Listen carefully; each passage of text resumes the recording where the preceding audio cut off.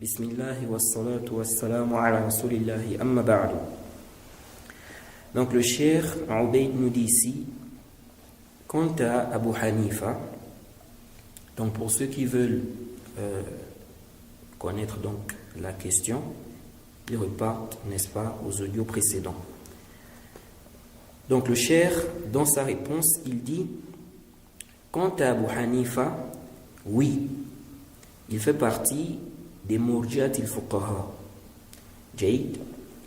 Il dit, certes, Abu Hanifa, la foi chez lui, la foi chez Abu Hanifa, c'est la parole et la croyance. Ça, c'est la foi chez l'imam Abu Hanifa. Donc, il dit, certes, chez Abu Hanifa, qu'Allah lui fasse miséricorde, chez Abu Hanifa, qu'Allah lui fasse miséricorde, la foi, c'est la parole et la croyance. Il ne voit pas que les œuvres entrent dans l'appellation foi. Le cheikh dit, sa parole-là n'est pas juste. Elle n'est pas sahih. Elle contredit les textes et le consensus. Donc, le cheikh nous fait comprendre que le cas de l'imam Abu Hanifa, na'am, parce que dans la question, ceux qui ont posé la question ont dit qu'ils accusent le cheikh al-Albani et l'imam Abu Hanifa de quoi? Ils accusent le cheikh al-Albani et l'imam Abu Hanifa d'irja. Donc, dans la réponse du cheikh, le cheikh a fini, n'est-ce pas, d'expliquer, n'est-ce pas, de parler du cas du cheikh al-Albani, et on a vu que le cheikh al-Albani n'a rien à voir avec l'irja. Ce sont les gens qui sont dans la confusion. Maintenant, le cheikh dit, pour le cas de Abu Hanifa, oui. Et là, on retient quelque chose d'important. C'est que les gens du faux, parfois, ils vont dire quelque chose qui est vrai, mais ils vont mélanger ça avec quoi? Avec le faux. Et il se peut que celui qu'Allah n'a pas accordé la clairvoyance, il va se dire que comme ils ont dit telle chose qui est vraie dans leurs paroles là, donc le reste aussi c'est bon. Et ça c'est dangereux. Parce que dans la question des frères là, on remarque qu'ils ont accusé le cheikh al-Albani d'irja et ils ont accusé aussi l'imam Abu Hanifa de quoi? D'irja. Le cheikh nous fait comprendre que pour le cas de l'imam Abu Hanifa c'est vrai. Donc, effectivement, l'imam Abu Hanifa est tombé dans l'irja. Car il ne voit pas que les actes font partie de la foi. Mais ils ont ajouté, ils ont mélangé, donc ils ont accusé l'imam Abu Hanifa d'irja et ils ont ajouté à l'imam Abu Hanifa le cheikh al-Albani qui n'a rien à voir avec l'irja. Donc, ils ont mélangé le faux avec quoi? Avec ce qui est quoi? Ce qui est vrai. Donc, le musulman ne doit pas se laisser tromper, il ne doit pas se laisser tromper par cela. Ce qui compte, c'est la vérité. Il ne faut pas regarder le fait que les gens des bid'a, dans leurs paroles, là, il y a une vérité dedans, ou bien comme ils ont dit telle chose qui est vraie, donc tu vas accepter tout ce qu'ils ont dit. Non. Jay, ce qu'on regarde, c'est la vérité. Et comme je disais dans un écrit, là, c'est comme les charlatans. Il va dire une vérité, et le reste, c'est le mensonge. La personne va se dire que comme il a dit une vérité, donc le reste, c'est bon. Donc sur le cas du cheikh al-Albani, ils ont faux. Mais sur le cas de l'imam Abu Hanifa, n'est-ce pas, ils ont eu raison. L'imam Abu Hanifa est tombé dans l'irja. Sauf que, eux, quand ils viennent avec ça, ce n'est pas juste pour dire que l'imam Abu Hanifa s'est trompé sur cette question de la foi, il est tombé dans l'irja. Eux, c'est pas juste ça, qu'on ne doit pas suivre ça. Eux, c'est le dénigrement. Ils attaquent l'imam Abu Hanifa, ils le dénigrent au point où il y en a qui sont arrivés, n'est-ce pas, à faire son takfir. Et les Haddadiyya, ce sont eux qui s'acharnent beaucoup sur l'imam Abu Hanifa, soit disant qu'ils suivent les salafs. Et on va voir ce qu'il en est. Donc le cheikh ici a dit oui, pour le cas de l'imam Abu Hanifa, il dit, il fait partie des Murji'at al-Fuqaha. Ça aussi, on va voir qu'il y a un ishkal. Quand le cheikh dit ici, il fait partie des Murji'at al-Fuqaha. Parce que, un peu plus bas, le cheikh a dit quoi? Qu'il fait partie des gens de la Sunna. Jumlatan. Donc, est-ce qu'on doit comprendre qu'il y a des Murji'at, des gens de la Sunna, comme certains ont dit? As-Sahih, il n'y a pas des Murji'at, des gens de la Sunna, même si certains savants ont dit ça. Les Murji'at, des gens de la Sunna, non. Et peut-être que des savants ont dit ça à cause des Murji'at al-Fuqaha, à cause de l'imam Abu Hanifa. Parce que si on dit les Murji'at, des gens de la Sunna, quelqu'un peut aussi dire les Khawarij, des gens de la Sunna. Donc nous disons non. Les gens de la Sunna, ce sont les gens de la Sunna. Les Murji'at, ce sont les Murji'at. Maintenant, la vraie question qu'on doit se poser ici, est-ce que tout celui qui est tombé dans la bid'a, est-ce que tout celui qui est tombé dans la bid'a du irja est forcément mubtadi'? C'est la vraie question ici là. Donc le cheikh ici, il dit oui, il fait partie des Murji'at al-Fuqaha. Comme j'ai dit, ça c'est un ishkal par rapport à la parole que le cheikh a dit plus bas. Il dit certes, la foi chez Abu Hanifa, c'est la parole et la croyance. On a vu que chez les gens de la Sunna, la foi est parole et acte. La parole du cœur, la parole de la langue, les actes du cœur et les actes des membres apparents. L'imam Abu Hanifa voyait que la foi est parole et croyance. Donc les actes ne font pas partie de la foi. On n'appelle pas ça foi. Et le cheikh nous dit ici que cette parole contredit les textes et le consensus. Et quand même, on peut se poser la question. L'imam Abu Hanifa, il a rencontré les élèves des compagnons. Sachant que les compagnons du prophète, la position des compagnons du prophète, c'est que les actes font partie de la foi. Et c'est la position des élèves des compagnons. Il a contredit ce consensus-là en allant dire que les actes ne font pas partie de la foi. Donc le cheikh dit, il a contredit les textes, il a contredit le consensus. Il y a plein de textes qui montrent que les actes font partie de la foi. Et plusieurs savants ont mentionné le consensus que les actes font partie de la foi. Le cheikh dit, c'est pour cela. Donc, il a contredit les textes, il a contredit le consensus. Le cheikh dit, c'est pour cela que certains chouyours de la sunna ont fait son tabdi'. Certains chouyours de la sunna l'ont déclaré innovateur. Ils ont déclaré qui innovateur? L'imam Abu Hanifa. Alors, certains disent non.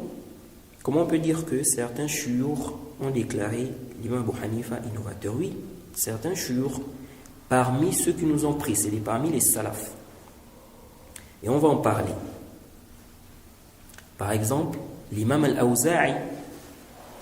L'imam al-Awza'i avait déclaré l'imam Abu Hanifa innovateur. Mais il est revenu sur sa parole. Le zahir de ses propos, c'est qu'il est revenu sur sa parole.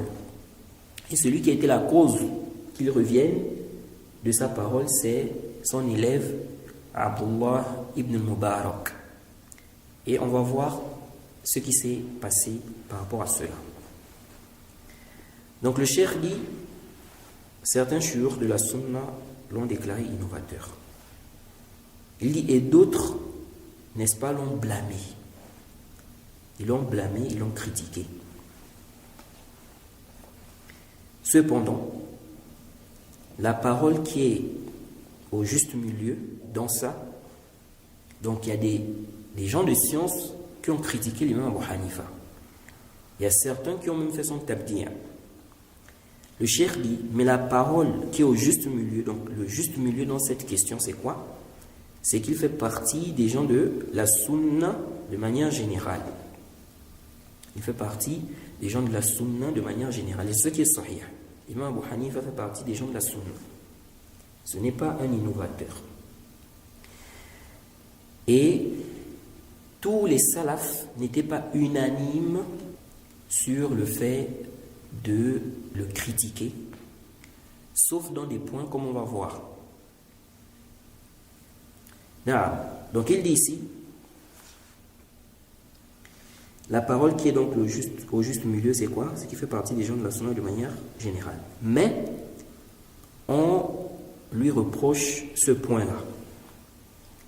Et il est blâmé par rapport à cela. On le considère, n'est-ce pas, comme étant en erreur dans cette mas'ala, dans cette question. Donc il s'est trompé dans cette mas'ala-là. Il dit, donc, il s'est écarté de ce qui est juste. Il s'est écarté de ce qui est quoi? Juste. Car il a fait sortir les œuvres de l'appellation foi. Et ceci contredit le texte et quoi? Et le consensus. Alors, par rapport à la question de l'imam Hanifa, il y a beaucoup de choses à dire, mais on va essayer de résumer ce qu'on doit retenir. Et en même temps aussi, ce sera une réfutation à ceux-là qui s'acharnent sur lui, qui le dénigrent, d'autres qui vont même jusqu'à faire son takfir. L'imam Abu Hanifa, c'est un savant de la sunna, c'est un savant reconnu, et c'est quelqu'un qui est une référence chez les gens de la sunna. Mais pour bien comprendre ce qui s'est passé au temps des salafs sur le cas de l'imam Abu Hanifa, et pour bien appréhender ce que je veux en fait faire ressortir ici, il faut qu'on revienne sur une fitna. Une fitna qui s'est produite, n'est-ce pas, au temps des salafs aussi. Sachant que certains savants, tels que Al-Mu'allimi, ils voient que ce qui s'est passé au temps des salafs, concernant la fitna au temps de l'imam Abu Hanifa, ils voient que ce n'est pas quelque chose qui est plus fort que ce qui s'est passé au temps des compagnons. On sait qu'au temps des compagnons, il y a eu une fitna, une grosse fitna qui a conduit les gens à s'entretuer. Au temps de l'imam Abu Hanifa, ce n'est pas arrivé jusqu'à ce stade-là, où les gens sont en guerre au point où certains, n'est-ce pas, vont tuer d'autres. Mais au temps des compagnons, il y a eu des morts. C'est pourquoi Al-Mu'allimi explique que la fitna qu'il y a eu au temps de l'imam Abu Hanifa, pour lui, il voit que ce n'est pas plus fort que ce qui s'est passé au temps des compagnons. Maintenant, je disais que pour bien comprendre aussi ce qui s'est passé au temps de l'imam Abu Hanifa et la conclusion qu'on va voir, parce que on va voir que oui, il y a des salafs qui ont critiqué l'imam Abu Hanifa, il y a des salafs qui ont eu des paroles même dures, mais quelle était la conclusion? C'est qu'on critique l'imam Abu Hanifa, ou bien la vérité, c'est que c'est un imam de la sunna, c'est quelqu'un de bien, on fait ses éloges, on ne le dénigre pas, même si on dit qu'il s'est trompé dans le chapitre 2, la foi, lorsqu'il a fait quoi? Lorsqu'il a fait sortir les actes de la foi. Donc pour bien appréhender ça, j'aimerais qu'on revienne sur une fitna. C'est la fitna de l'imam al-Bukhari, avec son professeur Mohammed ibn Yahya al-Zuhri. Cette fitna-là va nous aider aussi à bien comprendre en fait le cas de l'imam Abu Hanifa. Parce que certains Haddadiyya s'acharnent à dire non, les salafs ont parlé sur l'imam Abu Hanifa, sachant que il n'y a pas de consensus. Il y a des salafs qui ont fait des éloges à l'imam Abu Hanifa. Il y a des salafs qui ont pris l'imam Abu Hanifa comme référence dans les questions de fiqh, comme on va le voir. Alors donc je disais qu'on revient sur le cas de l'imam al-Bukhari. L'imam al-Zahabi dans le Siyar A'lam al-Nubala, au tome 12, à la page 453, de même al-Khatib al-Baghdadi dans Tarikh Baghdad, au tome 2, à la page 29, il a mentionné cela. Al-Zahabi nous dit قال الحاكم Abu Abdillah, il dit Al-Hakim a dit. Et Al-Zahabi a pris, n'est-ce pas, cela dans le livre d'Al-Hakim, Tarikh al-Naysabur. L'imam al-Hakim a un livre qui s'intitule Tarikh al-Naysabur. Mais ce livre-là, à ma connaissance, il est perdu. Donc, on ne l'a pas, n'est-ce pas, entre nos mains à notre époque-là. Mais des savants ont vu ça. Des savants ont vu ça et ils ont, n'est-ce pas, puisé de ce livre-là. Et parmi ces savants-là, on a Zahabi, on a Ibn Hajar. Donc Zahabi dit qu'Al-Hakim a dit. Donc il a dit cela dans son livre-là. Sami'tu Muhammad ibn Hamid al-Bazzaz قال سمعت الحسن ابن محمد ابن جابر يقول. Donc il dit qu'Al-Hakim a dit, j'ai entendu Muhammad ibn Hamid qui a dit qu'il a entendu Al-Hassan ibn Muhammad ibn Jabir dire. Tout ça, ce sont des siqat. Ils ont dit quoi? Ou il a dit quoi? Donc Muhammad ibn Jabir a dit Sami'tu Muhammad ibn Yahya. Il dit j'ai entendu Muhammad ibn Yahya, donc l'imam al-Zuhri. Il dit Sami'tu Muhammad ibn Yahya. Donc il a entendu Muhammad ibn Yahya dire قال لنا لما ورد محمد بن إسماعيل البخاري نيسابورا اذهبوا إلى هذا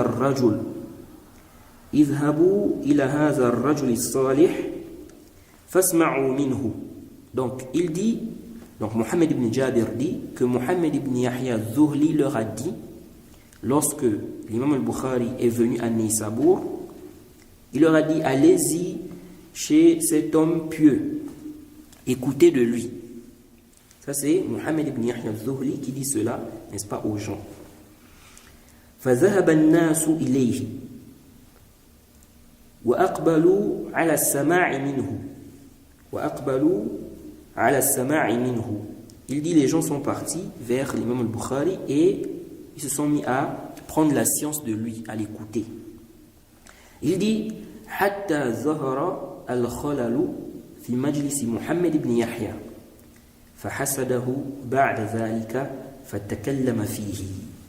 Donc il dit jusqu'à ce qu'il y ait eu quoi? Un manque dans l'assise de Muhammad ibn Yahya, un vide. Donc ça veut dire quoi? C'est-à-dire que les assises de Muhammad ibn Yahya al-Zuhli, il y avait quoi? Un manque.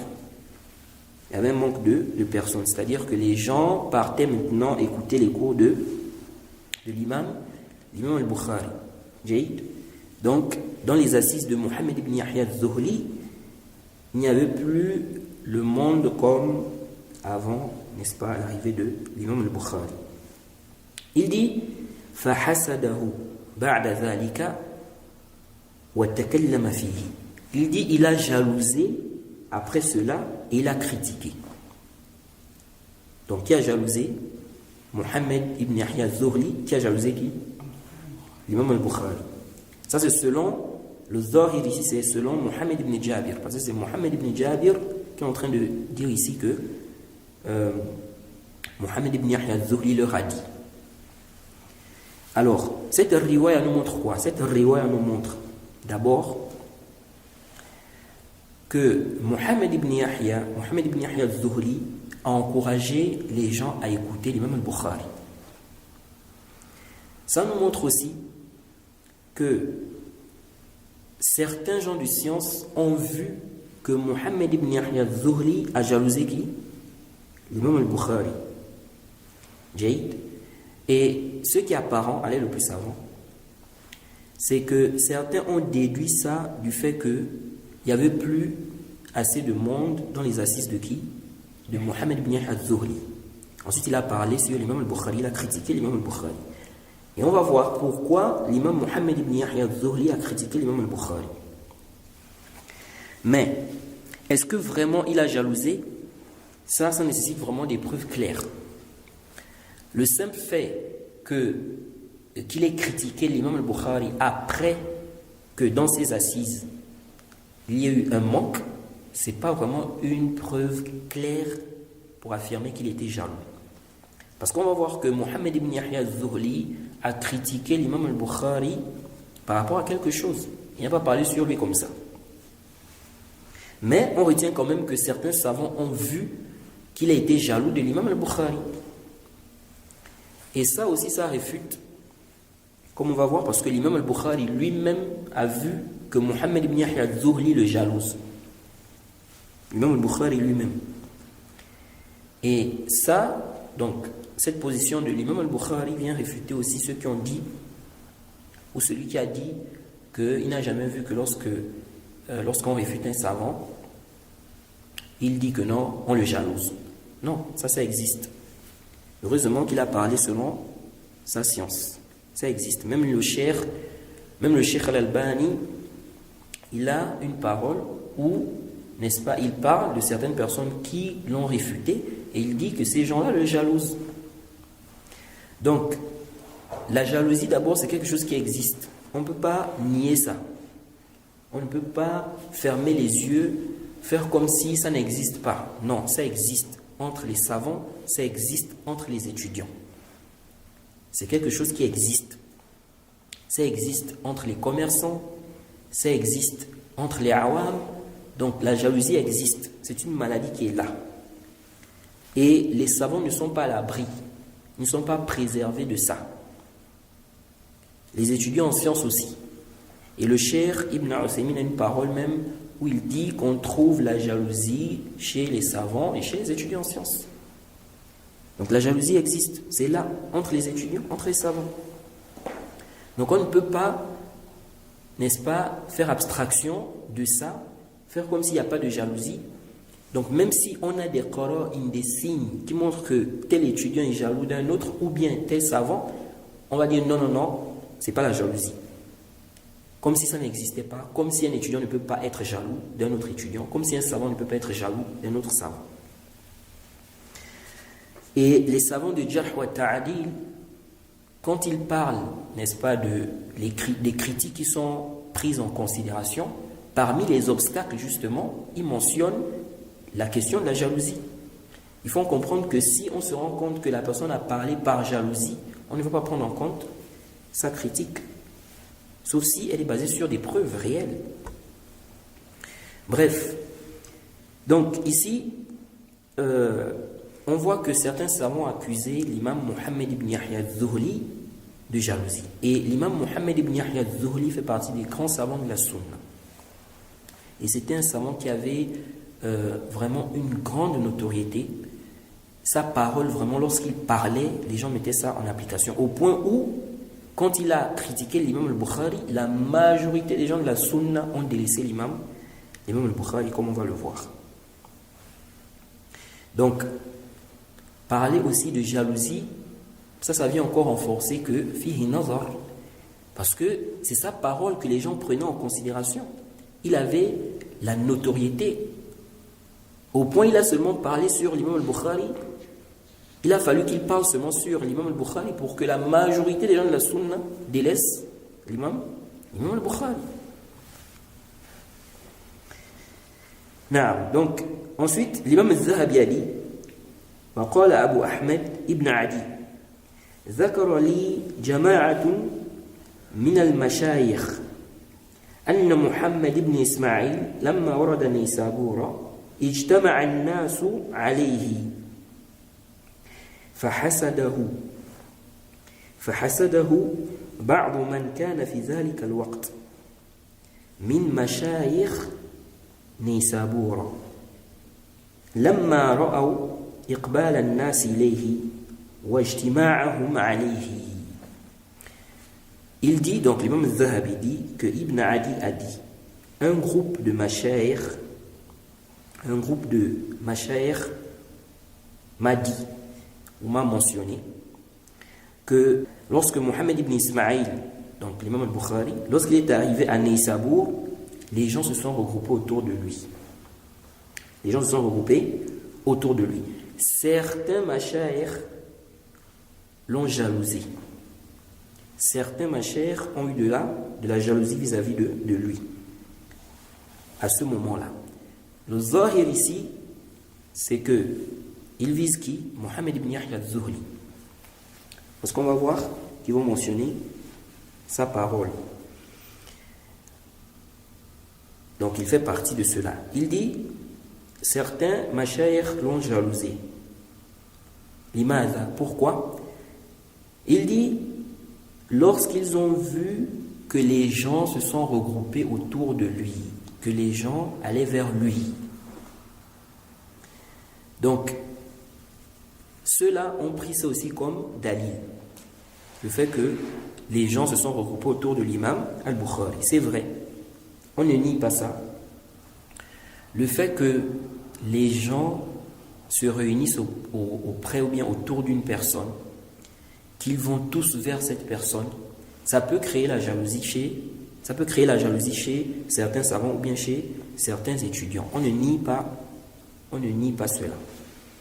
Mais est-ce que réellement, c'est ce qui s'est passé, est-ce que réellement l'imam Mohammed ibn Yahya al-Zuhli a jalousé l'imam al-Bukhari à cause de ça? Est-ce qu'on peut prendre vraiment ça comme dalil pour dire que il a jalousé l'imam al-Bukhari? Et aussi un point qui est important à comprendre par rapport à la question de la jalousie, en réalité, le serviteur doit combattre ce comportement-là, cette attitude-là, ou cette maladie-là. Et si Allah a accordé à ton frère plus que toi demande à Allah de t'accorder plus, ou de t'accorder la même chose. Mais le jalouser, ça va te conduire à quoi en fait? Tu vas prendre des péchés en fait. Et si ton frère est une cause pour que les gens suivent la salafiyya, si c'est une cause, donc il appelle au même manhaj que toi, il est vraiment une cause de la guidée des gens. Donc plein des gens embrassent la salafiyya à travers lui, suivent la salafiyya à travers lui. Il appelle, n'est-ce pas, à la même voie que toi. Pourquoi tu vas le jalouser? Tu dois être content parce que le but c'est quoi? C'est la guider des gens. Donc si ton frère aussi fait ce travail-là et qu'à travers lui, les gens sont guidés, les gens suivent la salafiyya, tu dois être content. Tu dois même l'aider. Tu dois, n'est-ce pas, l'encourager, l'aider, afin que tu bénéficies aussi, n'est-ce pas, des récompenses. Mais toi, tu vas le jalouser. Parce que tu veux seulement que quoi? Que les gens se tournent vers toi. Non. Qu'Allah nous préserve de cette maladie-là, qui est la jalousie. Donc, ici, là, ils ont dit comme Mohammed ibn Yahya al-Zuhli, donc comme certains mashayikh ont vu que les gens se regroupaient autour de l'imam al-Bukhari, ils l'ont jalousé. Ici, là, en réalité, on peut dire que il y a une faiblesse. Parce qu'il dit, un groupe de mashayikh m'a dit. Il n'a pas précisé qui sont-ils. Mais en réalité, le fond de l'histoire est authentique. Parce que qu'est-ce qu'on retient ici? On retient ici que certains mashayikh ont fait quoi? Certains mashayikh ont accusé, n'est-ce pas, certains savants de quoi? De jalousie. Donc, même si on ne connaît pas les noms exacts de ceux-là, ça ne va pas venir rendre faible là, ça ne rend pas faible cette réalité-là. Et ici, là, l'imam al-Zahabi ou bien Ibn Adi ne va pas parler ici, quand il dit certains mashayikh, il ne parle pas ici des ignorants. Il parle ici des gens de science. Ibn Adi, c'est Ibn Adi, c'est un savant de la sunna. Donc, lui, il a mentionné ça, que certains mashayikh lui ont dit ça. Et Al-Zahabi dit quoi? Donc après, ils ont dit, donc Ibn Adi continue, il dit, فَقَالَ لِأَصْحَابِ الْحَدِيثِ, il a dit aux gens du hadith, إِنَّ مُحَمَّدْ ibn Ismaïl يقول اللفظ بالقرآن مخلوق فامتحنوه أو فامتحنوه في المجلس. Qui parle? C'est Mohamed Jabi?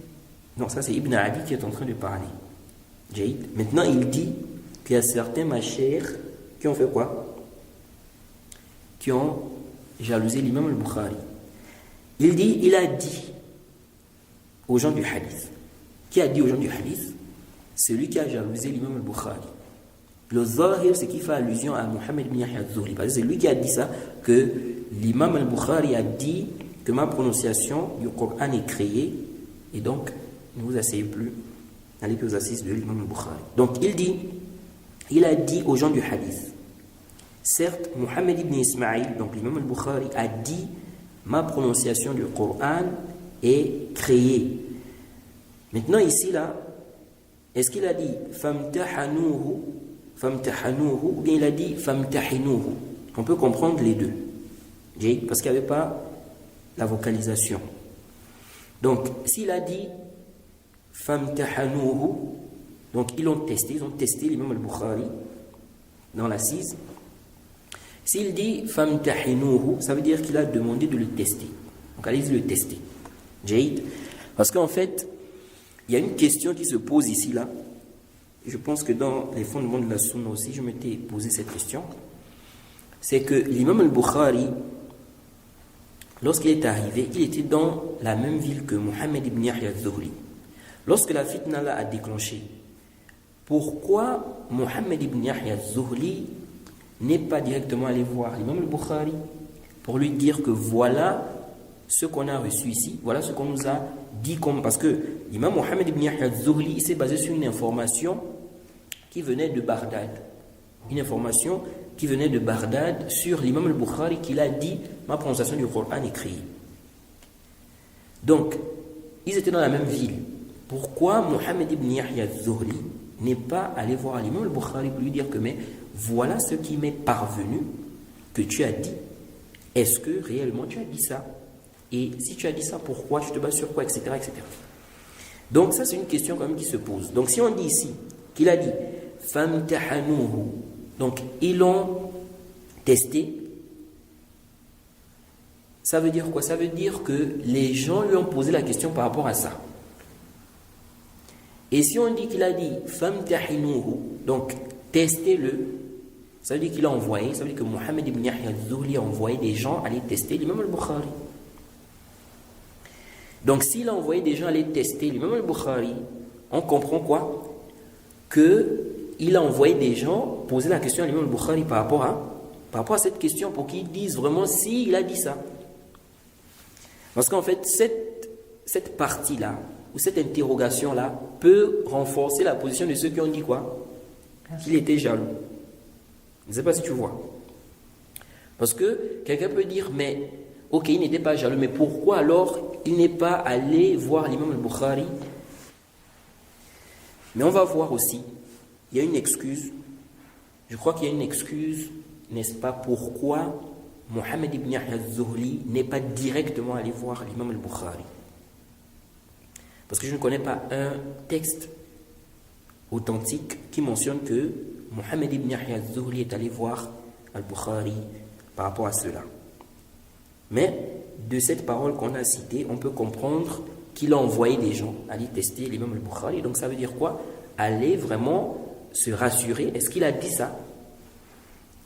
Ou bien que les gens sont allés le tester. Alors, Al-Zahabi nous dit dans le Siyar, au tome 12, page 456 à 457, il dit Qala al-Hakim a dit, comme on a dit, il a pris ça dans le livre d'Al-Hakim, le Tarikh de Naysabur. Il dit Al-Hakim a dit Haddathana Tahir ibn Muhammad al-Warraq سمعت محمد ابن شاذل يقول لما وقع بين محمد بن يحيى والبخاري دخلت على البخاري فقلت يا أبا عبد الله إيش الحيلة لنا فيما بينك وبين محمد بن يحيى كل من يختلف إليك يطرد فقال كم يعتري محمد بن يحيى الحسد في العلم والعلم رزق الله يعطيه من يشاء.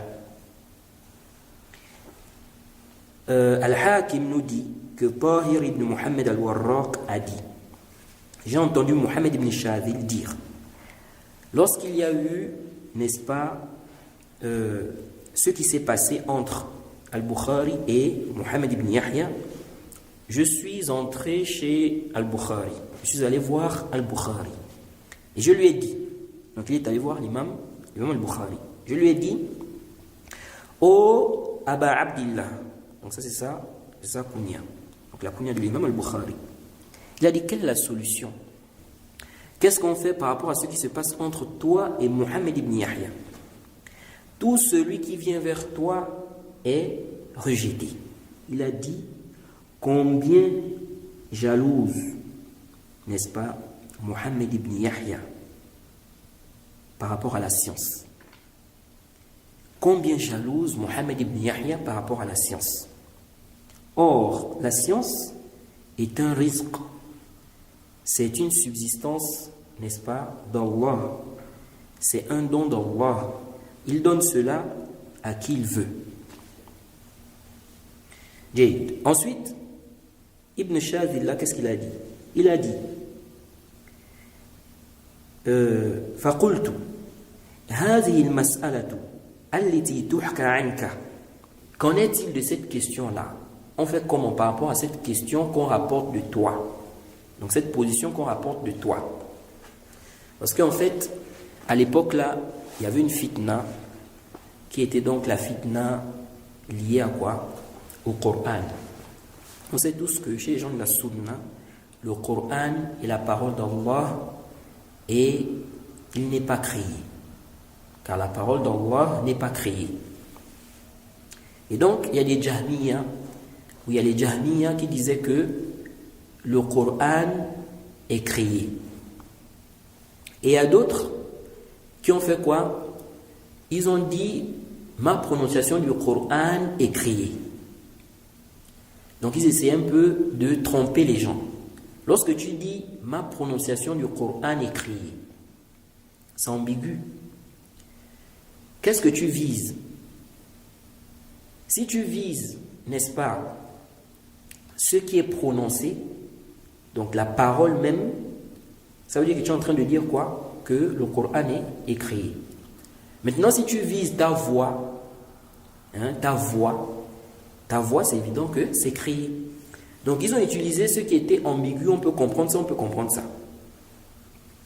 Et donc, lorsqu'il y a eu la fitna là, il y a des gens maintenant qui ont dit que l'imam al-Bukhari, sa position c'est ça. L'imam al-Bukhari, lui, voyait qu'il faut faire le tafsil, il faut détailler, il faut expliquer. Il faut dire que la voix du serviteur est créée, mais la parole d'Allah est incréée. L'imam al-Bukhari a dit, Ya bunayya, hadhihi mas'alatun mash'oumah. Il dit, cette question, n'est-ce pas, ou cette affaire est une affaire sinistre.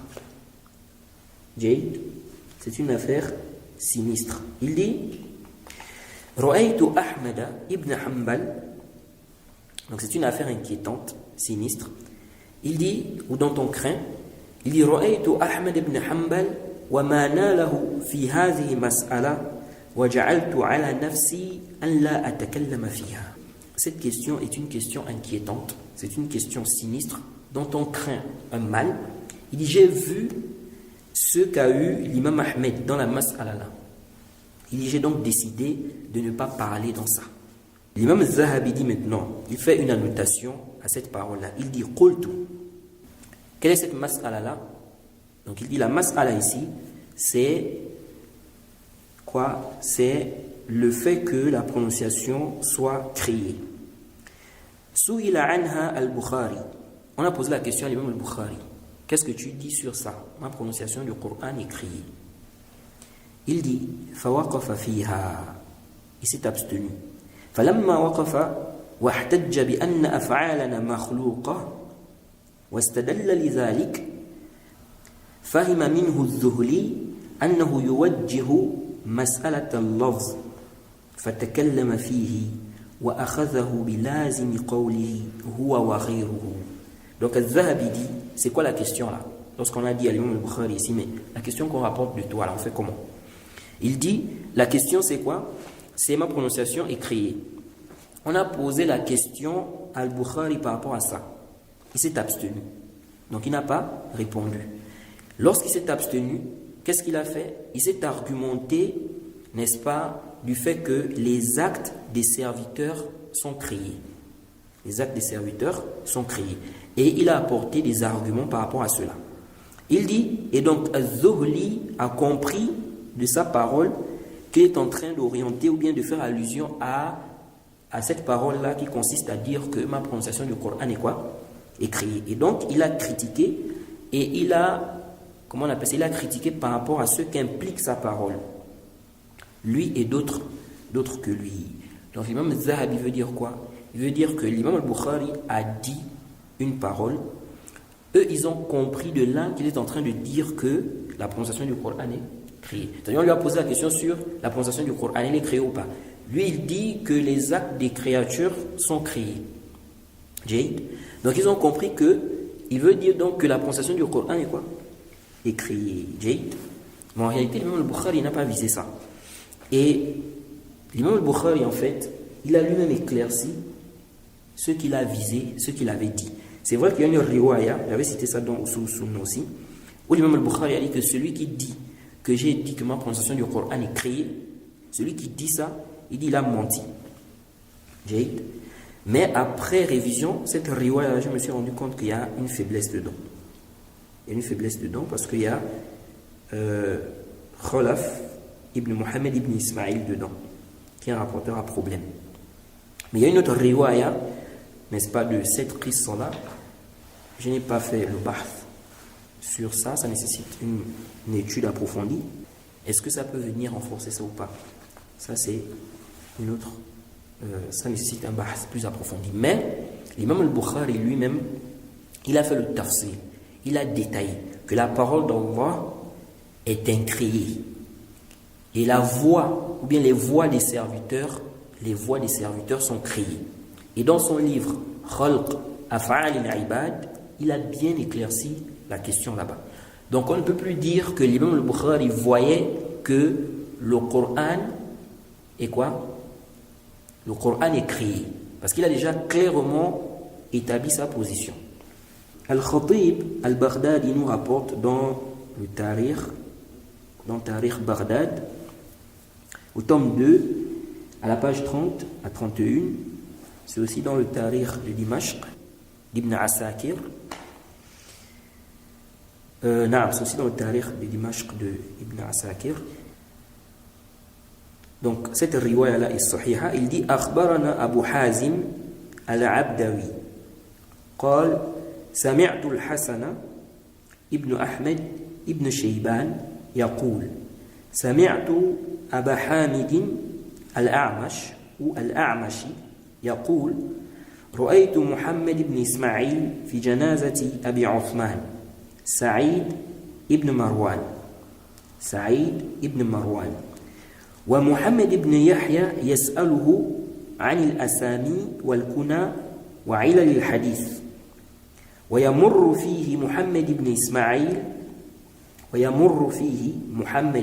بن إسماعيل مثل السهم.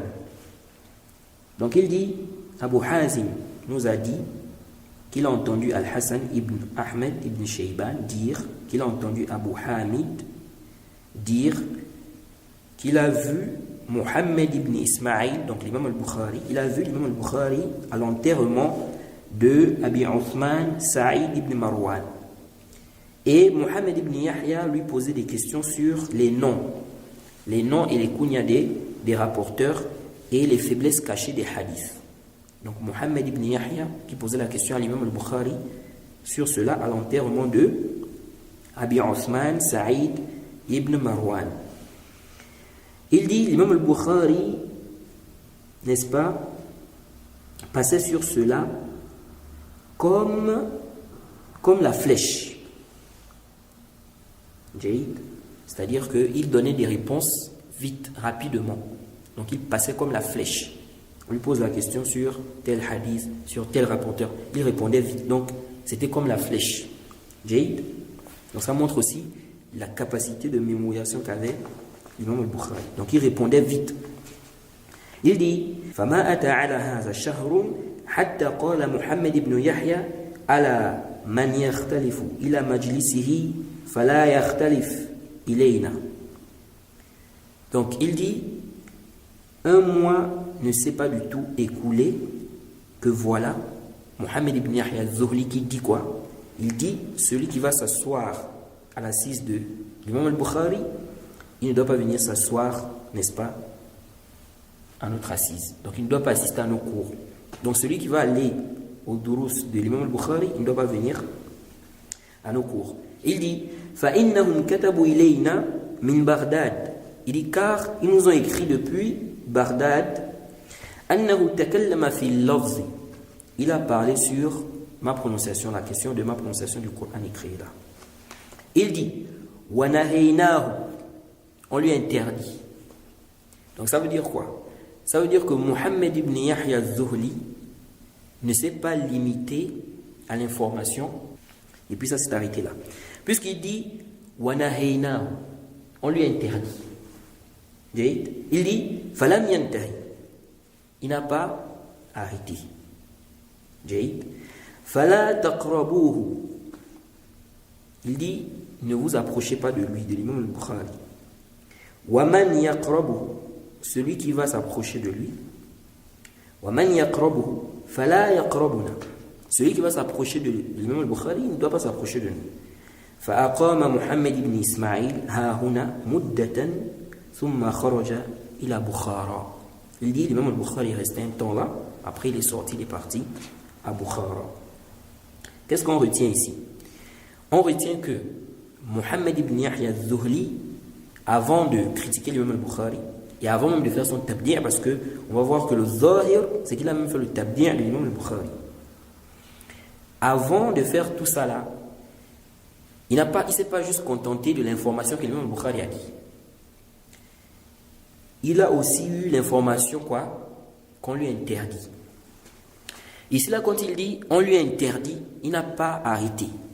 On peut comprendre que c'est lui-même qui a parlé avec l'imam al-Bukhari et puis il n'a pas fait quoi? Il n'a pas arrêté. Mais le zahir, c'est que ce sont des gens qui lui ont dit. Quand on lui a parlé, il a refusé de revenir. Je ne connais pas un texte qui mentionne que Mohammed ibn Yahya al-Zuhli a discuté avec l'imam al-Bukhari sur ça et il a persisté. Le zahir, c'est que ce sont des gens qui sont allés voir l'imam al-Bukhari pour lui parler et l'imam al-Bukhari n'a pas quoi? Il n'est pas revenu sur sa position. Mais il n'est pas revenu sur sa position. Quelle était cette position-là? C'est ça l'ishkal. C'est ça quoi? C'est ça l'ishkal.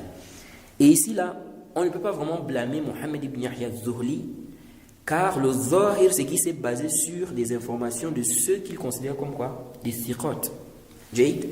Donc si quelqu'un se base sur des informations des thiqat, on ne va pas vraiment le blâmer pour dire que non, pourquoi il n'est pas parti voir l'imam al-Bukhari directement. Parce que pour lui déjà, l'information vient des gens dignes de confiance. Donc si ça vient des gens dignes de confiance, il ne connaît pas ces gens-là pour des gens qui mentent. Donc s'ils ont donné cette information, c'est qu'il a dit ça.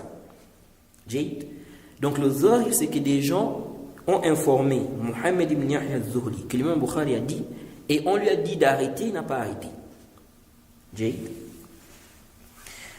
Et dans le Tarikh de Bagdad, au tome 2, à la page 30, à la page 31, page 30 jusqu'à la page 31, il a mentionné avec sa chaîne de transmission jusqu'à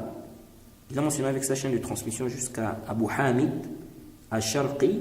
قال سمعت محمد بن يحيى, il a entendu Mohammed ibn Yahya dire, la chaîne de transmission est authentique. من زعم أن اللفظ بالقرآن مخلوق فهو مبتدع.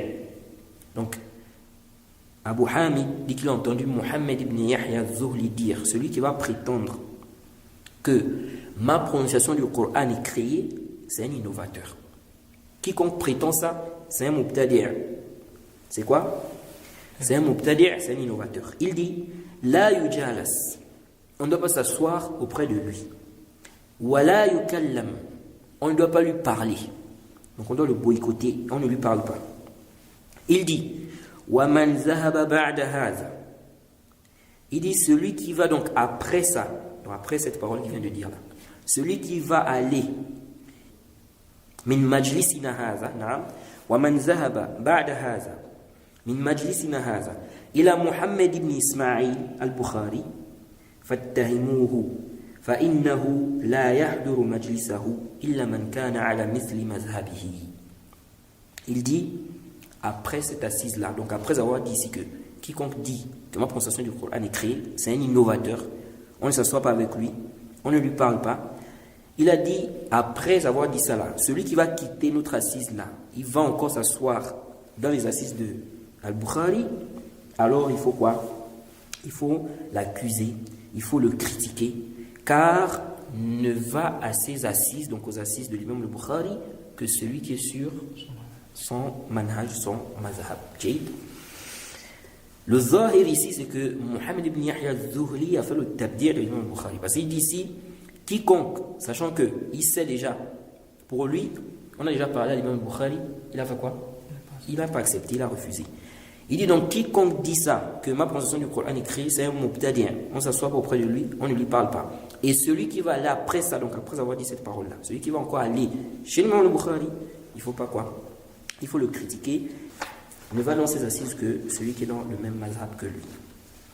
Et à travers, bien après cette parole-là, la majorité des gens de la sunna ont délaissé les assises de l'imam Al-Bukhari. L'imam Al-Bukhari est resté seul. Il n'y a que deux personnes qui sont restées avec l'imam Al-Bukhari, l'imam Muslim et puis Ahmed ibn Salama. C'est pourquoi Al-Hafiz ibn Hajar, dans le Ta'liq, Al-Ta'liq, au tome 5, page 430, il dit quoi? Il dit وقال الحاكم في التاريخ.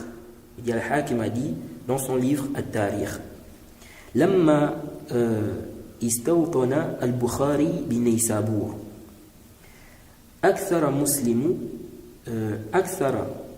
مسلم بن الحجاج الاختلاف إليه. Il dit, lorsque l'imam al-Bukhari est arrivé à Neysabour, l'imam Muslim allait beaucoup le voir. Et c'est connu que l'imam Muslim, c'est un élève de l'imam al-Bukhari. Donc il dit, il allait beaucoup voir l'imam al-Bukhari.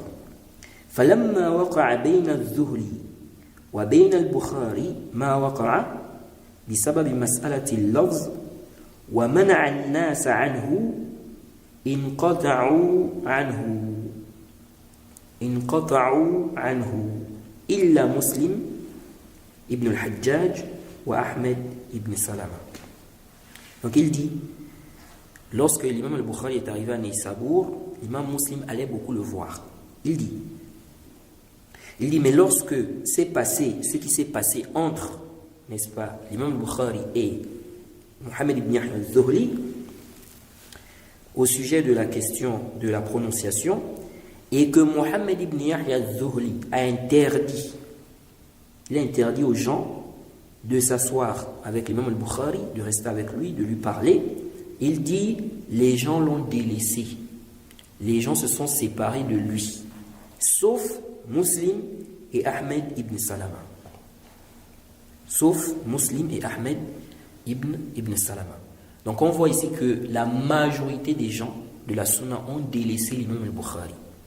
Ils ont délaissé l'imam al-Bukhari au point où, ça ne s'est pas arrêté à Neysabour, c'est allé dans d'autres pays, au point où les deux savants de la sunna, Abu Zur'a et Abu Hatim, les deux ont délaissé également l'imam al-Bukhari.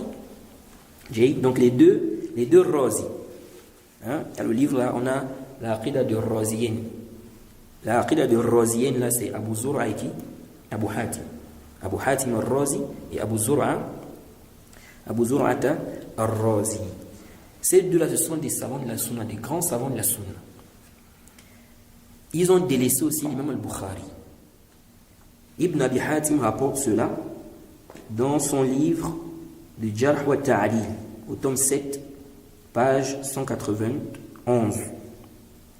Donc, parlant de l'imam al-Bukhari, il dit Sami'a minhu abi wa Abu Zur'ata. Il dit, mon père et Abu Zur'a ont écouté de l'imam al-Bukhari. Donc, ils ont écouté des hadiths, ils ont pris des hadiths de l'imam al-Bukhari. Son père ici, c'est Abu Hatim. Donc ça, c'est Ibn Abi Hatim qui parle. Il dit, mon père et Abu Zur'a ont pris de l'imam al-Bukhari, ils ont entendu des hadiths de l'imam al-Bukhari.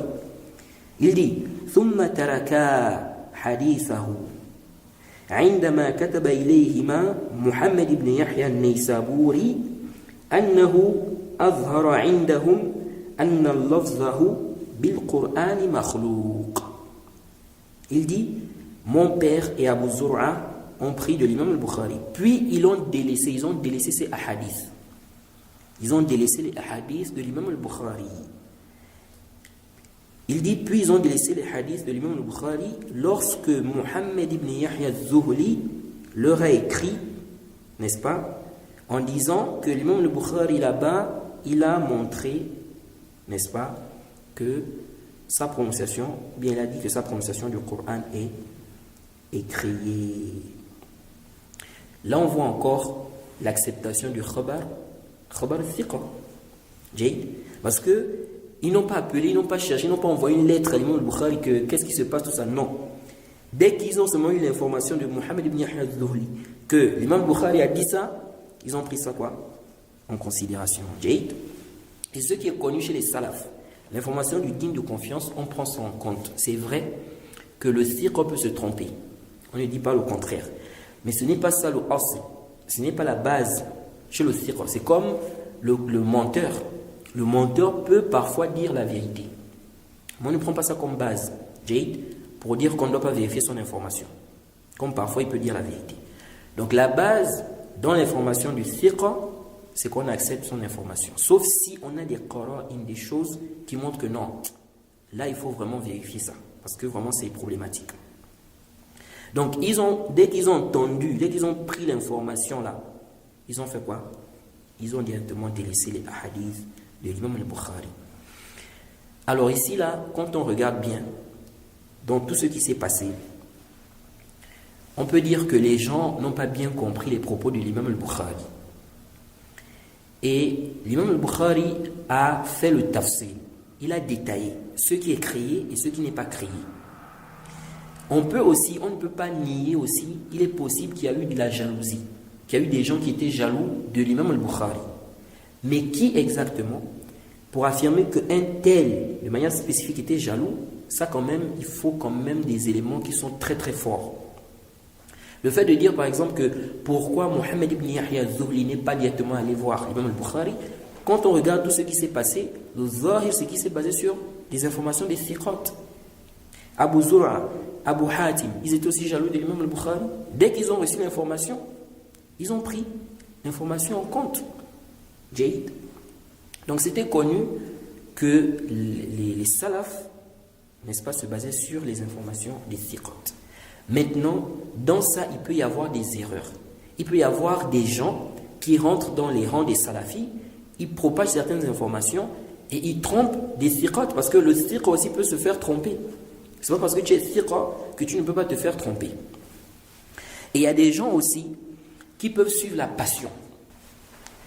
Quelqu'un à la base peut être un thiqa, mais par rapport à une circonstance, il va suivre la passion sur un point précis.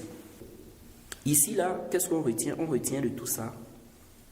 Les gens voient que les savants se sont basés sur des informations, n'est-ce pas? Ils prenaient en compte les informations des thiqat, nos savants prenaient en compte les informations des thiqat, et on va voir que sur le cas de l'imam Abu Hanifa, il y a eu ce problème-là aussi.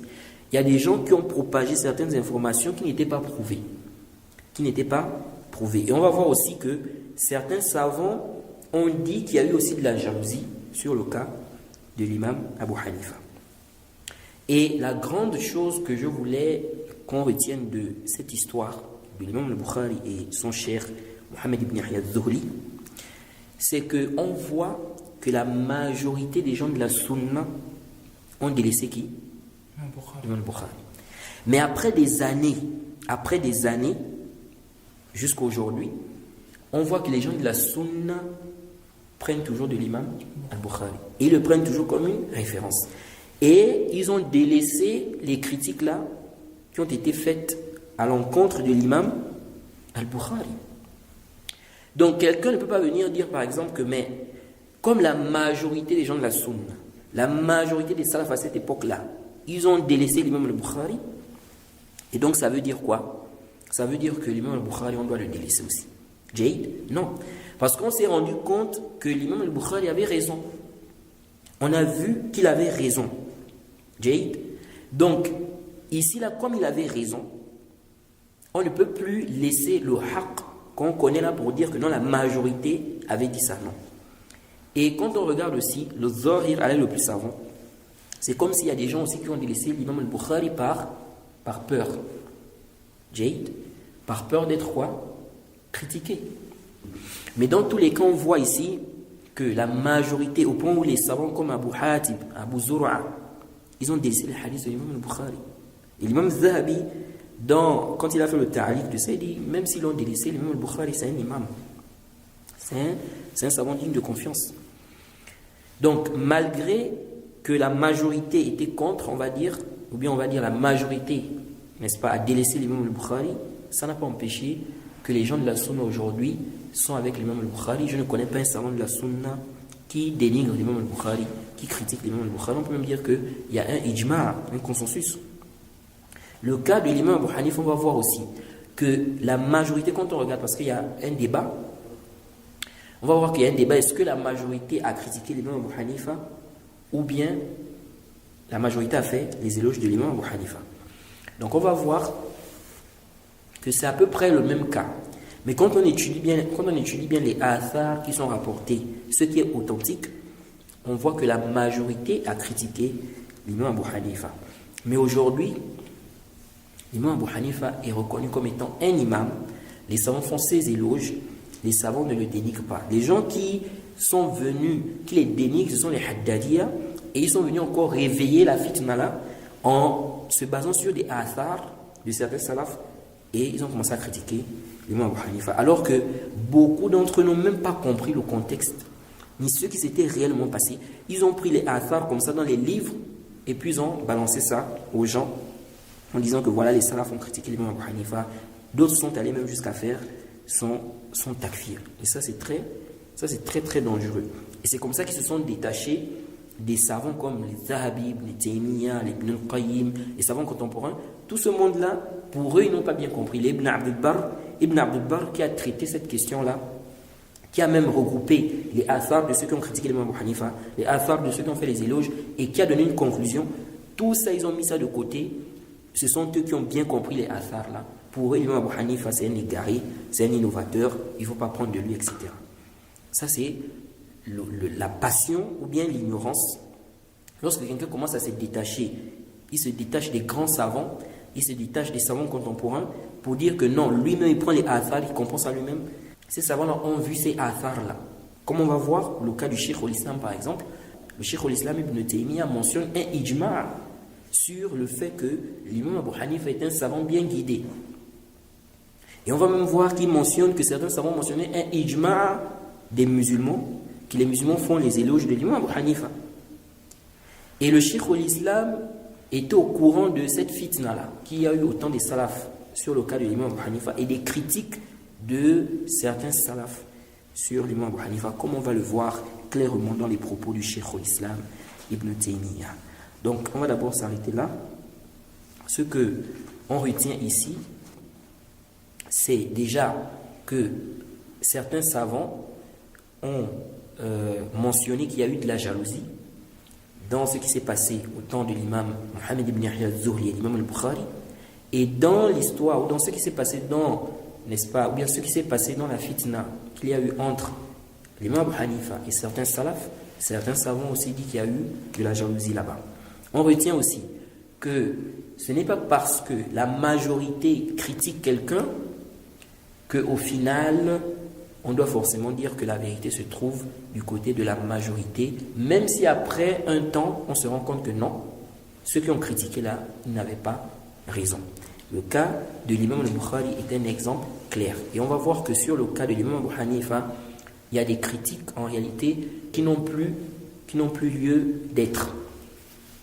On va voir qu'il y a des critiques qui n'ont plus lieu d'être. Et donc, on ne peut plus prendre certains athars où on a critiqué l'imam Abu Hanifa pour venir le dénigrer. On s'arrête d'abord là. Le cours prochain, on va revenir sur ça. Na'am. Bismillah wa salatu wa salam ala rasulillahi amma ba'd. Donc le cheikh dit ici, on avait déjà vu ça, certes, Abu Hanifa, qu'Allah lui fasse miséricorde, la foi chez lui, c'est la parole et la croyance. Il ne voit pas que les œuvres font partie de l'appellation foi. Il dit, et cette parole c'est une parole qui n'est pas juste. Elle s'oppose ou elle contredit le texte et le consensus. Donc, l'imam Abu Hanifa s'est trompé dans cette question et il a contredit le consensus avant lui. Il a contredit le consensus avant lui et les textes qui sont, n'est-ce pas, assez clairs sur le sujet. Mais, bien évidemment, ils se sont basés sur certaines choses qui en réalité ne sont pas des arguments, mais ils ont cru que c'était des arguments. Il a suivi son cher dans cette position-là, comme les gens de science l'ont dit, Hamad ibn Abi Sulaiman. Et la fois passée, j'avais, je crois, mentionné un point. J'avais expliqué, bon, c'est vrai que les savants ont divergé. Est-ce que l'imam Abu Hanifa, c'était un tabi'i? Les savants ont divergé par rapport à ça. Mais en sahih, ce n'était pas un tabi'i. Ce n'était pas un tabi'i. On n'a pas ce qui prouve qu'il était tabi'i. Donc, qu'il a rencontré, n'est-ce pas, les compagnons. Ou bien un compagnon.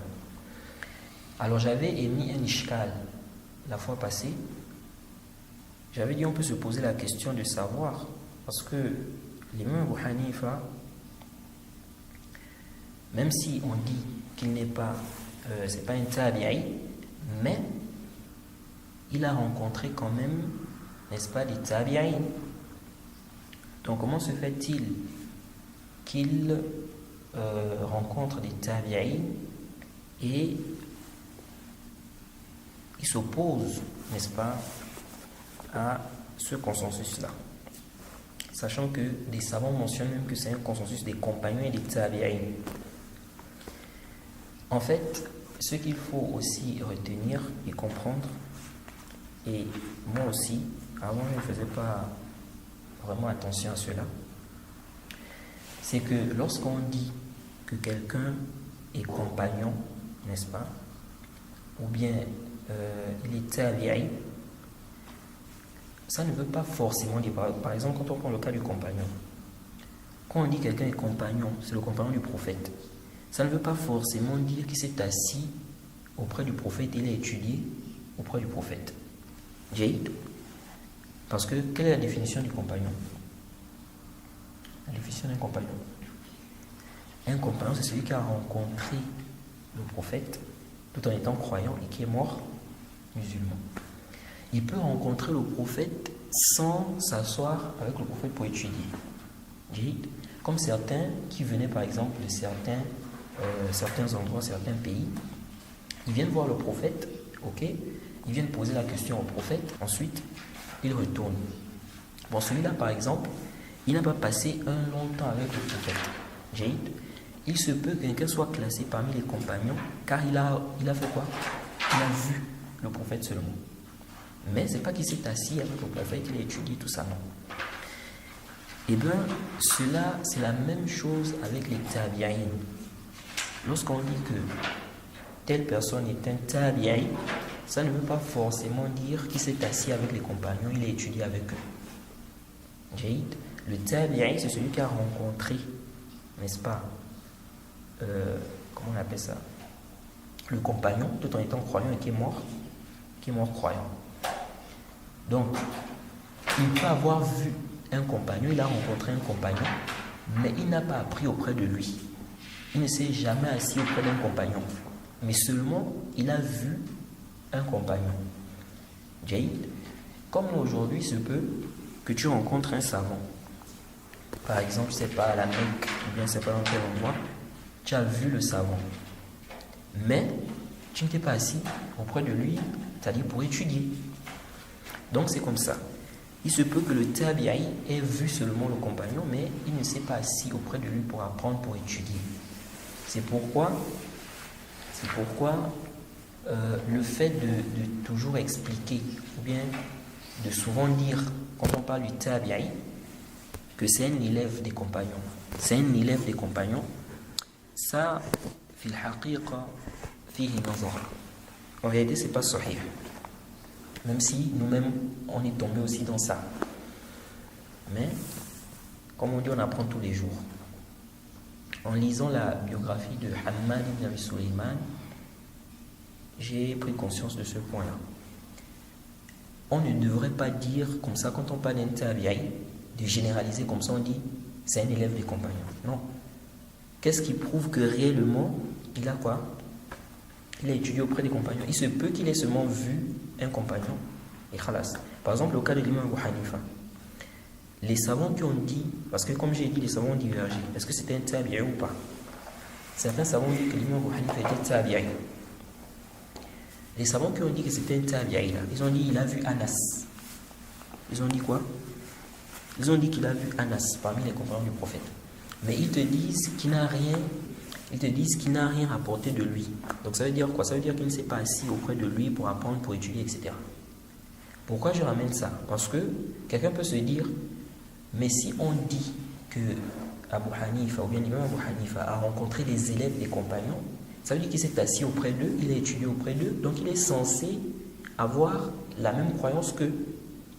Mais comment se fait-il que lui, il s'oppose, il vient avec, n'est-ce pas, il vient contredire quoi? Leur consensus. Parce que là, on est en train de parler d'une question où il y a consensus. Donc, ce qu'il faut comprendre, c'est que lorsqu'on dit que quelqu'un a rencontré un tabi'i ou des tabi'in, ça ne veut pas forcément dire qu'il a étudié auprès d'eux. Et donc, qu'il a forcément les mêmes positions qu'eux. Ça, c'est un. Deux, on sait aussi que quelqu'un peut étudier auprès d'une personne et le contredire. Donc, ce n'est pas parce que quelqu'un étudie auprès d'une personne qu'il va forcément être d'accord avec lui sur tout. Donc, l'imam Abu Hanifa, lui, il a pris cette position de son cher Hammad ibn Abi Sulaiman. Et Hammad ibn Abi Sulaiman, on sait qu'il a étudié, on va dire. On sait qu'il rapporte de Ibrahim al-Nakha'i. Mais Ibrahim al-Nakha'i n'était pas sur cette position-là. Le bon point. Non, lui c'est un tabi'i. Donc ça c'est important de comprendre ça. Ça veut dire quoi? Ça veut dire que l'istidlal, parce que souvent on fait ce genre d'istidlal là, on va se dire c'est un tabi'i, donc plus que c'est un tabi'i, ça veut dire qu'il a étudié auprès des compagnons, n'est-ce pas? Et donc s'il a une position, c'est-à-dire que ça renforce, bien parfois ça fait quoi? Parfois on prend ça comme argument car on se dit que si c'est un élève des compagnons et qu'il a cette position-là, donc il a sûrement, ou bien le zahir, c'est qu'il a pris ça des compagnons. Ou au minimum on va dire il y a cette hypothèse-là qu'il ait pris ça des compagnons. Mais ça, il faut regarder déjà, est-ce qu'il est tabi'i parce qu'il a simplement rencontré les compagnons, ou bien il est tabi'i car il a rencontré les compagnons, mais en même temps, il s'est assis auprès d'eux, il a étudié auprès d'eux. Donc tous les deux sont des tabi'i. Celui qui a rencontré le compagnon, même s'il n'a pas étudié auprès de lui, et celui qui a rencontré le compagnon qui a étudié auprès de lui. Donc supposons un tabi'i, tu as vu, on a dit un tel est tabi'i. Mais toi, tu as dans ta tête que quand on dit tabi'i, ça veut dire que c'est un élève des compagnons, donc il s'est assis avec les compagnons, il a étudié avec eux, etc. Donc, tu vas avoir une de ces positions, tu vas te dire, voilà, c'est quelqu'un qui a étudié auprès des compagnons, donc, s'il dit ça, c'est qu'il a quand même pris ça d'eux. Des choses comme ça, non. Et on ne doit pas toujours penser que si un élève a une position, c'est que forcément il a pris ça de son cher. Même si, De manière générale, c'est souvent comme ça. Les étudiants, les élèves ont les mêmes avis que leurs professeurs. En général, c'est souvent comme ça. Mais ça ne veut pas dire, ça ne veut pas dire qu'ils vont avoir les mêmes positions dans toutes les questions. Et on ne doit pas faire de ça une règle pour attribuer des positions à certains salafs. Car l'étudiant peut contredire son cher, surtout lorsque on sait que c'est un savant. Ok, il a étudié auprès de tel, mais c'est un savant.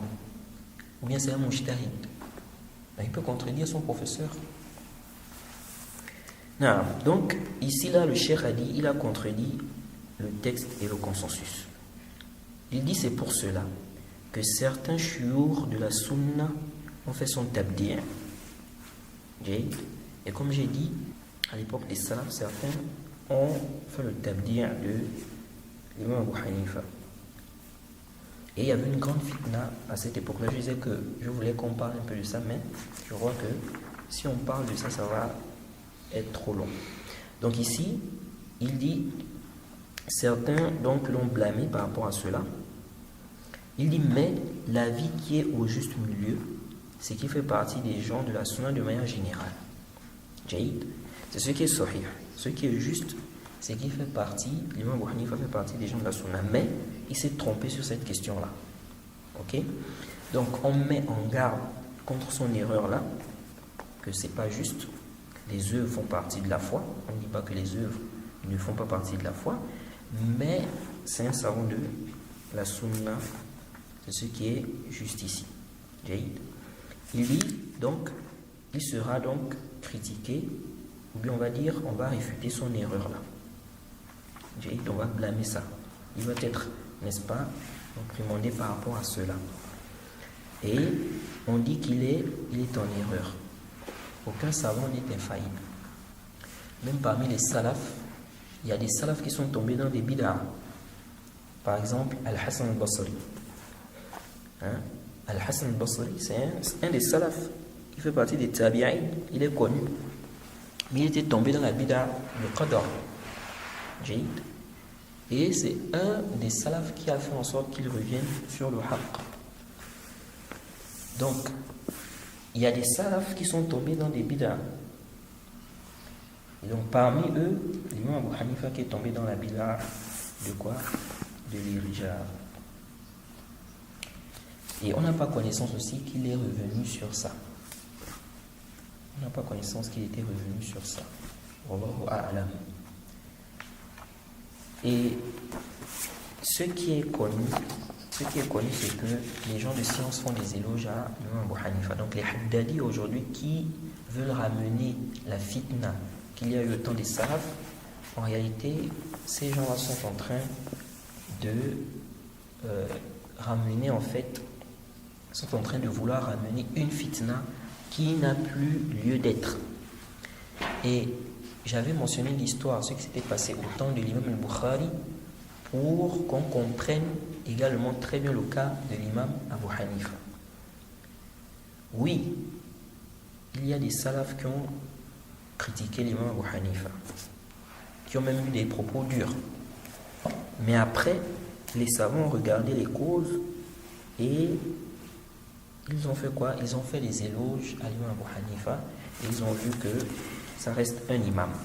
D'ailleurs, le Cheikh al-Islam dit quoi? Il dit dans le Majmu' al-Fatawa, au tome 18, à la page 313 à 314, il dit qu'il y a un groupe des gens de science, parce que les savants ont divergé. Est-ce que on peut témoigner, n'est-ce pas, qu'un tel, n'est-ce pas, est au paradis parmi les musulmans, en dehors de ce qui est venu dans les textes nommément cités.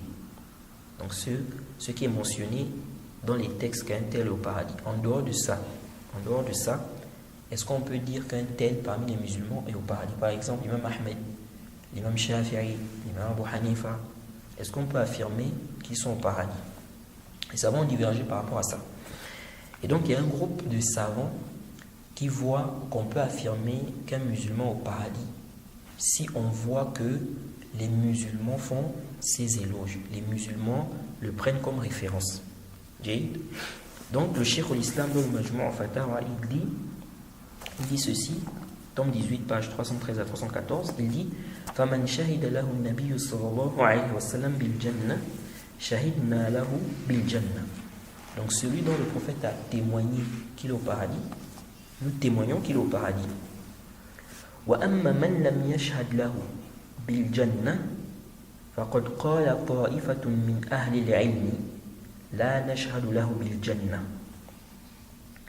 وَلَا نَشْهَدُ أَنَّ اللَّهَ يُحِبُّهُ وَلَا نَشْهَدُ أَنَّ اللَّهَ يُحِبُّهُ. Le Cheikh al-Islam dit, donc celui dont le prophète a témoigné qu'il est au paradis, nous témoignons qu'il est au paradis. Il dit, quant à celui dont il n'a pas témoigné, donc on n'a pas une preuve où le prophète dit qu'un tel est au paradis. Il dit qu'un groupe de gens de science a dit, nous ne témoignons pas qu'il est au paradis. Et nous ne témoignons pas qu'Allah l'aime. Donc ça c'est un avis. Ensuite il dit, وَقَالَ طَائِفَةٌ, un autre groupe a dit, بَلْ مَنِ اسْتَفَاضَ مِنْ بَيْنِ النَّاسِ إِيمَانُهُ وَتَقْوَاهُ وَاتَّفَقَ الْمُسْلِمُونَ على الثناء عليه كعمر بن عبد العزيز والحسن البصري وسفيان الثوري وأبي حنيفة ومالك والشافعي وأحمد وفضيل بن عياض وأبي سليمان الداراني ومعروف الكرخي وعبد الله بن المبارك رضي الله تعالى عنهم وغيرهم شهدنا له بالجنة. Donc il dit, il y a un autre groupe parmi les gens de science qui a dit, ceux dont, n'est-ce pas, la foi est répandue auprès des gens, leur foi est connue auprès des gens, que ce sont des gens qui ont la foi, leur piété, les gens témoignent que ce sont des gens qui craignent Allah. Et les musulmans sont unanimes sur le fait de faire leurs éloges. Ils ont dit, comme Omar ibn Abdelaziz, Al-Hassan al-Basri, Sufyan al-Thawri, Abi Hanifa, wa Malik, wa Shafi'i, wa Ahmed, et ce qu'on a cité.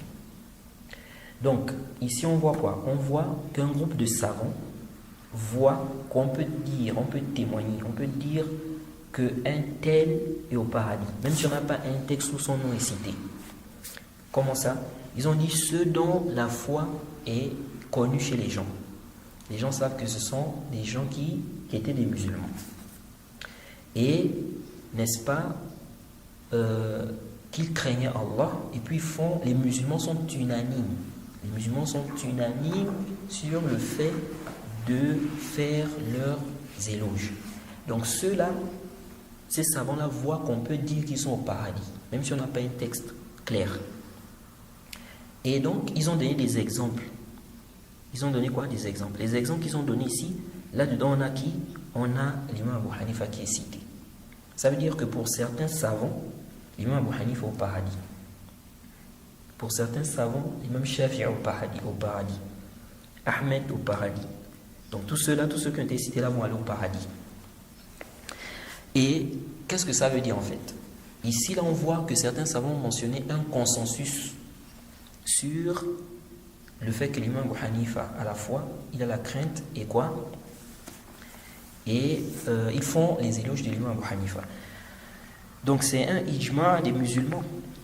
Puisqu'ils disent ici, ceux dont les musulmans sont unanimes, n'est-ce pas, sur le fait de faire leurs éloges. Ils ont donné des exemples.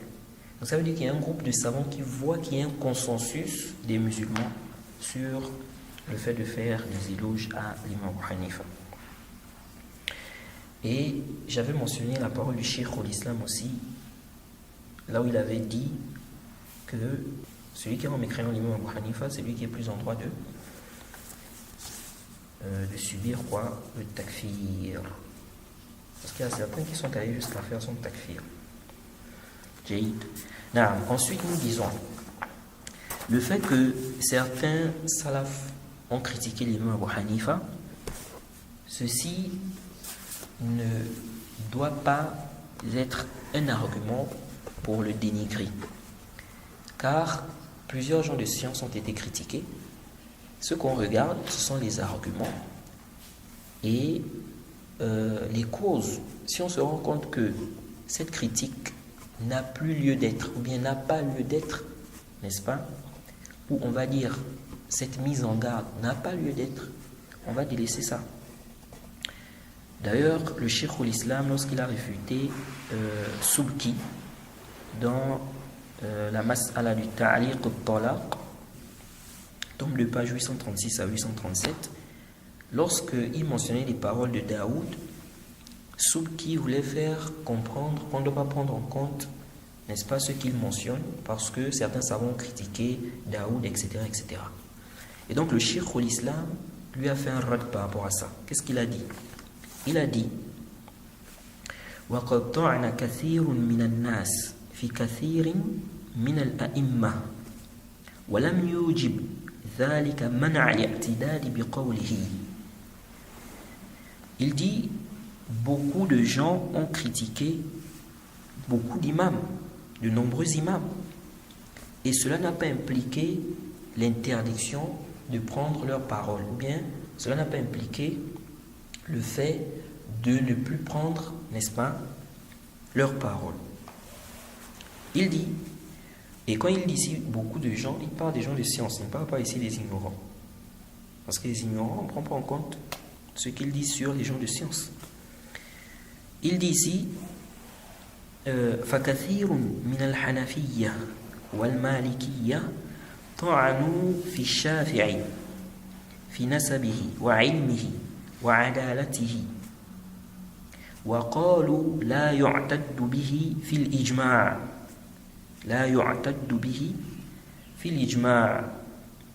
وذكروا لذلك شبها ومنهم من هو عظيم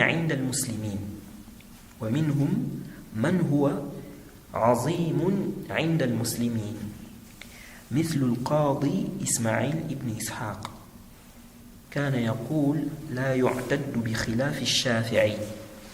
Le Cheikh al-Islam dit, beaucoup de Hanafiya, de Malikiya ont dénigré, ont critiqué l'imam Shafi'i au sujet de sa généalogie, de ses origines, de sa science.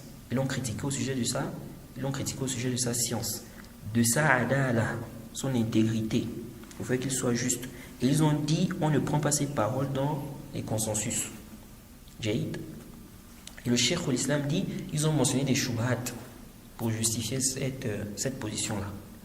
Il dit, parmi eux, il y en a, n'est-ce pas, il y a ceux qui sont grands chez les musulmans. Il dit tel que Al-Qadi Ismail ibn Ishaq. Il disait qu'on ne prend pas les paroles de l'imam Shafi'i, n'est-ce pas, dans les questions de science. Donc, on va dire sa divergence, ou bien sa parole qui s'oppose aux paroles d'autres savants. Qu'on ne prend pas ça.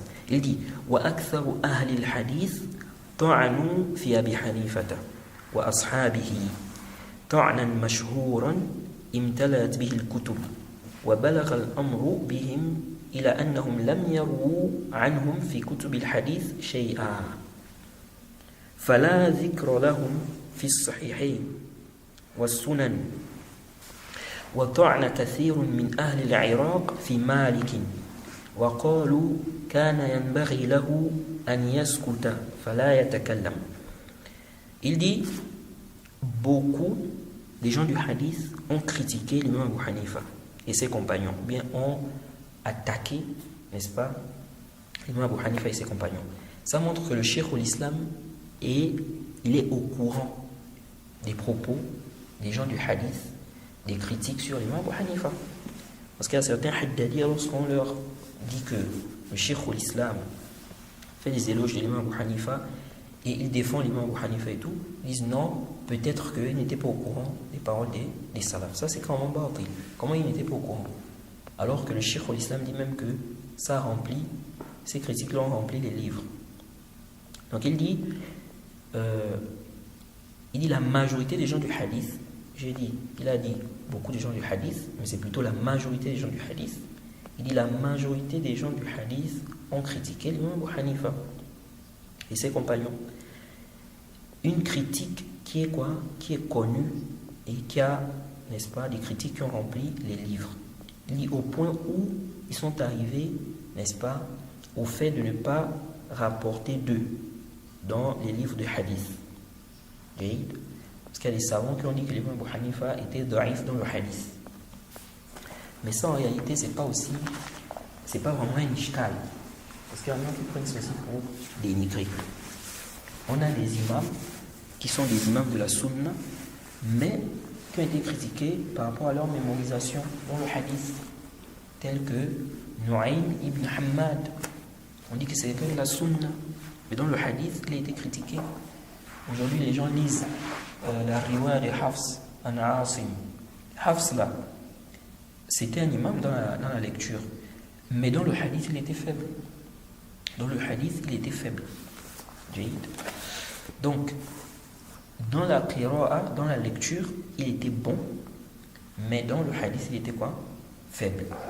C'est comme aujourd'hui, tu vas trouver des gens parfois, c'est pas des mémorisateurs.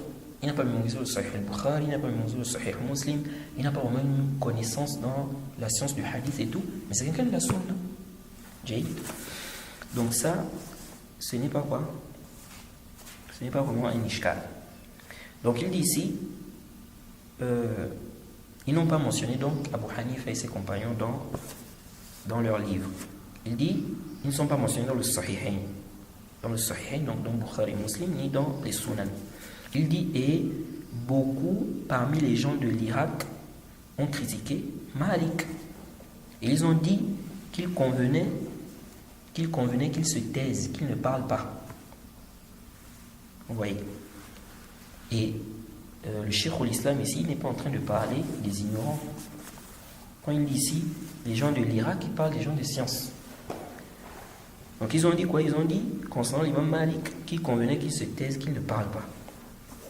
Donc le Cheikh al-Islam, à travers ça, il a voulu montrer quoi à Subki? Il a voulu montrer que le simple fait que des gens de science critiquent un tel parmi les savants, ça ne doit pas, n'est-ce pas, être un argument pour automatiquement délaisser ses paroles, dire que voilà, on ne prend plus de lui, on met en garde, des trucs comme ça, non.